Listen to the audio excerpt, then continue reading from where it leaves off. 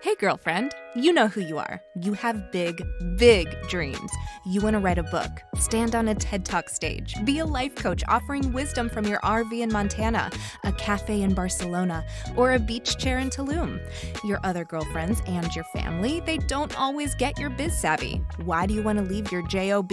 Because you're a C.A.T.S, aka coach, author, thought leader, and speaker. Meet other change makers like yourself and find out how they make it happen. This is the Big Meow podcast. Hey, Cats, it's Kristen, and I'm here with Michelle Hibbert. Hi, Michelle.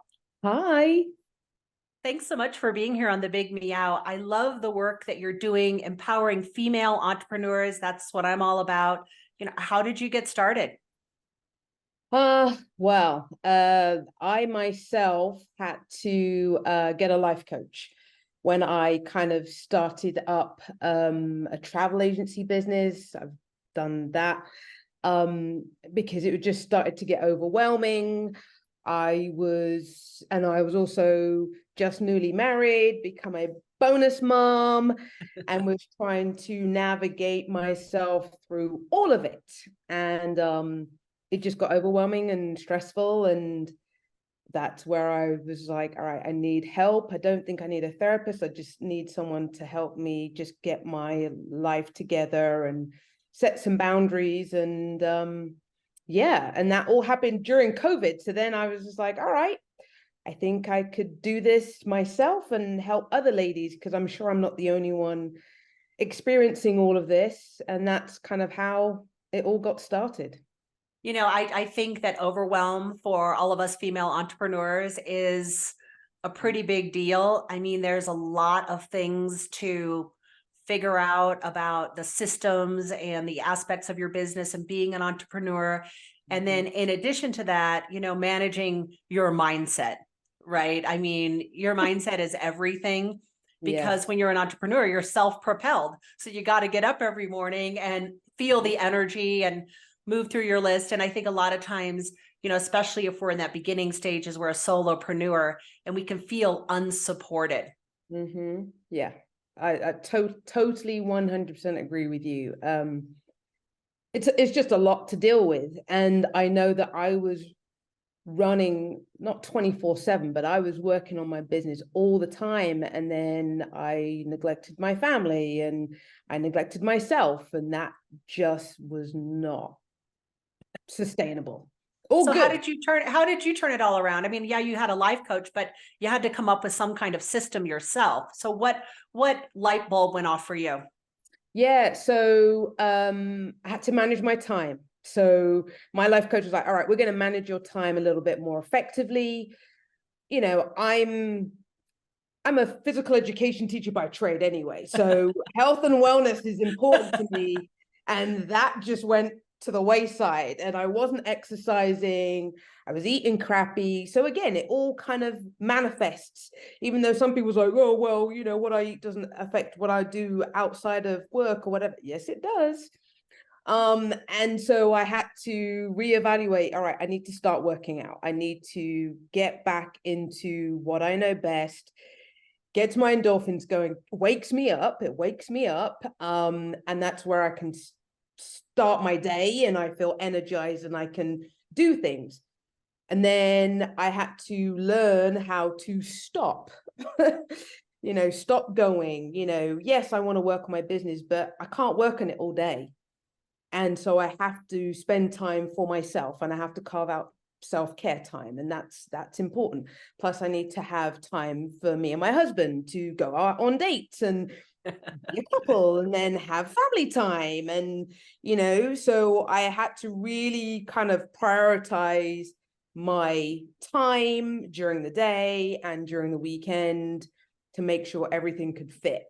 And then again, once I started exercising, I felt differently. And then once I kind of got back into my regular eating habits, I felt differently, and just things just kind of started to slot back into place. But it's easy to get out of that routine. You are listening to the Big Meow podcast, empowering women entrepreneurs to share their voices, make an impact, and transform the world in a positive way. sponsored by Orange Cat Content Marketing Agency.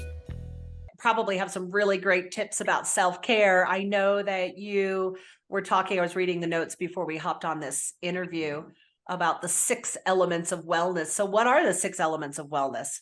Yeah, so 6 elements, and I always forget one of them. So you've got the physical aspect, so that's all your nutrition, your exercise. Then you've got the spiritual, so not that you don't necessarily have to believe in God or anything, whatever you believe in, that kind of like highlights the person that you are. The social aspect, that's how you have friends, family, how sociable you are, whether it's very important, or it might be the fact that you're an introvert but also an extrovert. You can be both. And then the things that you kind of do in your community as well.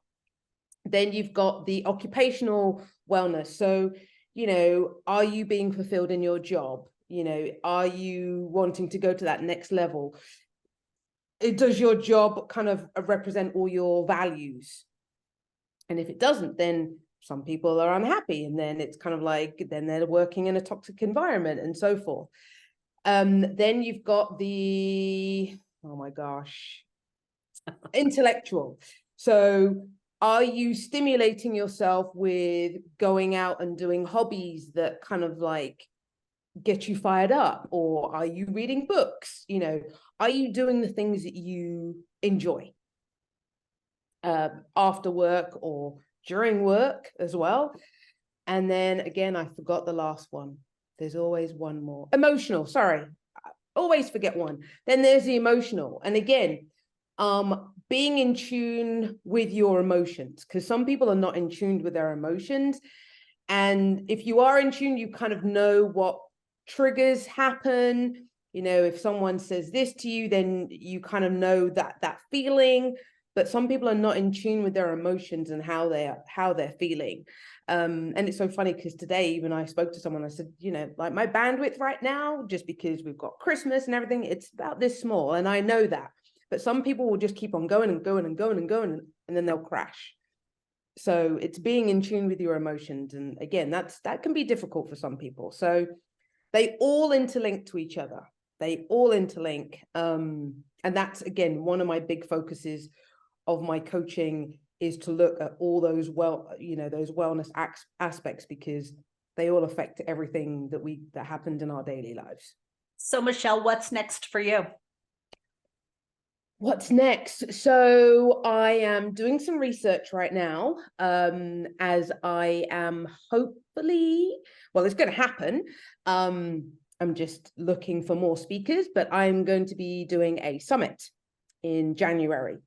So I am thinking that everyone needs some help in January after Christmas. It's like new year, new start.